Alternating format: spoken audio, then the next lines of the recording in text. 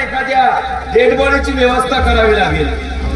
काय फाटके साहेब, आपल्या एवढ्या मोठ्या शहरामध्ये कित्येक लोक लावारीस मृत्युमुखी पडतात. आज सकाळी बघा ना, थंडीमध्ये एक म्हातारा बस स्टँडच्या मागे थंडीमध्ये कुडकुडून मरण पावलं आणि 2 माणसं रेल्वे क्रॉसिंग ओलांडताना मरण पावली.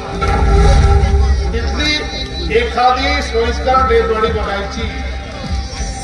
तसं मी घराला फोन केलाय, मला वाटतं ती डेड बॉडी PM होऊन घरी सुद्धा आली असेल. अरे हो, मला सुद्धा अंत्ययात्रेत जायचं.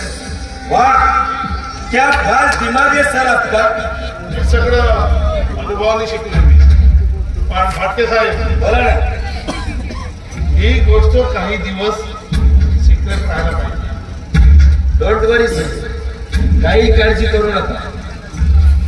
आजपर्यंत अशा कित्येक गोष्टी केलेल्या आहेत त्या अतिशय सिक्रेट पद्धतीनं. नाही म्हणजे आता ही गोष्ट कितपत सिक्रेट असावी हे तुमच्यावर अवलंबून आहे सर. ठीक आहे, आलं माझ्या लक्षात. एक काम करतो मी. बोला ना. आज दुपारी तुमच्या घरी पैसे पाठवून देतो, नाहीतर मी स्वतः येऊन जाईल. नाही सर, तुम्ही कशाला एवढी मेहनत करता. मी स्वतः येईन ना माझे पैसे घ्यायला. ठीक आहे, चालेल चालेल चालेल.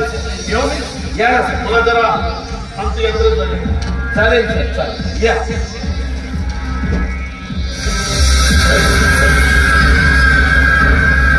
वाटते सर. हा सर. त्या दिवशी मी जेव्हा तुमच्या घरी आलो, हा, तुमच्या स्टोर रूम मध्ये एक म्हातारा खारट भांड्यामध्ये जेवण करत होता. तो नेमका कोण होता? भिकारी होता. भिकारी. हो, भिकारीच होता. आणि तोही तुमच्या स्टोर रूम मध्ये? तो घरा शेजारचा भिकारी होता. रात्रीचं उरलेलं शिळापाट अन्न त्याला दिलं होतं तर तेच खात होता तो.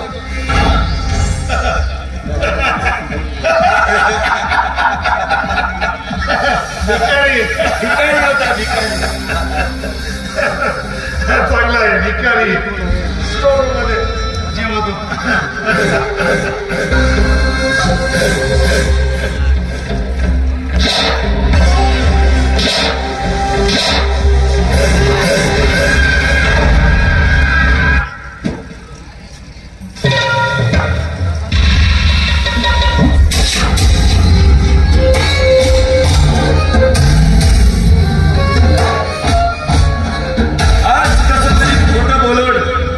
वेळ निभवली.